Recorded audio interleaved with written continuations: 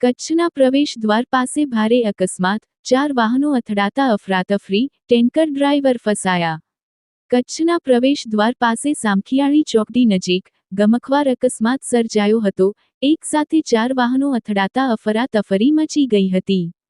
અકસ્માતમાં ટેન્કરનો ડ્રાઈવર કેબિનમાં ફસાઈ ગયો હતો, જેને સ્થાનિક લોકો અને ક્રેન કટરની મદદથી સુરક્ષિત બહાર કાઢવામાં આવ્યો હતો. ઘટનાની જાણ થતાં જ સ્થાનિક પોલીસ દોડી આવી હતી અને બચાવ કાર્ય હાથ ધર્યું હતું. આ અકસ્માતને પગલે હાઈવે ઉપર ટ્રાફિક જામ થઈ ગયો હતો, જેને હટાવી વાહન વ્યવહાર ફરી શરૂ કરવામાં આવ્યો હતો. કિસ્મતથી કોઈ મોટી જાનહાનિ થઈ નથી, પરંતુ એક ડ્રાઈવર ઈજાગ્રસ્ત થયો છે. પોલીસે વધુ તપાસ શરૂ કરી છે. હાજી છાત્રા, ન્યૂઝ 11 ગુજરાત, ભચાઉ, કચ્છ.